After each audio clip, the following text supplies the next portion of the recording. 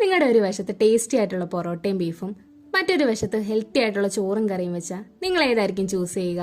ഈ ചോദ്യത്തിന് തന്നെ ഇവിടെ പ്രസക്തിയുണ്ടോ? എന്തായാലും നിങ്ങൾ പൊറോട്ടയും ബീഫും അല്ലേ ചൂസ് ചെയ്യുള്ളൂ. ഹെൽത്തി ഫുഡ്സിനേക്കാളും ടേസ്റ്റി ഫുഡ്സിനാണല്ലേ നമ്മൾ കൂടുതൽ പ്രിഫറൻസ് കൊടുക്കുക. ഇന്ന് day 4 of my 15 days productive ജേർണിയിലും ഞാൻ ഇതിനെ പറ്റിയാണ് പറയാൻ പോകുന്നത്.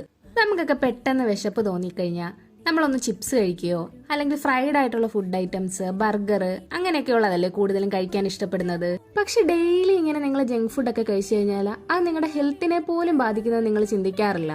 ഈ കഴിക്കുന്നത് പോലെ തന്നെ നമുക്കൊന്ന് ദാഹം തോന്നിക്കഴിഞ്ഞു കഴിഞ്ഞാൽ ഒരു നാരങ്ങ വെള്ളം കുടിക്കുന്നതോ അല്ലെങ്കിൽ ഒരു കരിക്ക് കുടിക്കുന്നതിനോ പകരം സോഫ്റ്റ് ഡ്രിങ്ക്സ് ആയിരിക്കും നമ്മൾ കൂടുതലും കുടിക്കാൻ ഇഷ്ടപ്പെടുന്നത്. ഇത് കുടിക്കുമ്പോൾ നിങ്ങൾക്ക് ഭയങ്കര റിഫ്രഷിംഗ് ആയിട്ടൊക്കെ തോന്നും. പക്ഷെ ഇതിൽ ഷുഗർ കണ്ടന്റ് ഉണ്ടല്ലോ, അത് നമ്മുടെ ബോഡിയെ എത്രത്തോളം അൺഹെൽത്തി ആക്കുമെന്ന് നിങ്ങൾ ഓർക്കാറ് പോലും ഇല്ല. ഈ ഹെൽത്തി ഫുഡ് കഴിക്കണമെന്നുകൊണ്ട് ഉദ്ദേശിക്കുന്നതേ നമ്മൾ എപ്പോഴും ഡയറ്റ് എടുക്കണമെന്നൊന്നുമല്ല. നമ്മുടെ വീട്ടിൽ തന്നെ ഉണ്ടാക്കുന്ന സാധാരണ ഫുഡൊക്കെ ഇല്ലേ, അത് കഴിക്കണമെന്നാണ്.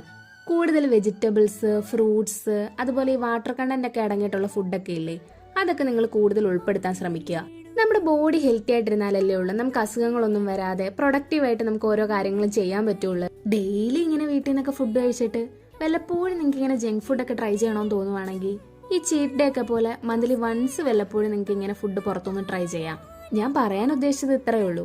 മാക്സിമം നിങ്ങളിങ്ങനെ ഈ ജങ്ക് ഫുഡൊക്കെ അവോയ്ഡ് ചെയ്തിട്ട് ഹെൽത്തി ആയിട്ടുള്ള ഫുഡ് തന്നെ കഴിക്കാൻ ശ്രമിക്കുക എന്നുള്ളതാണ്.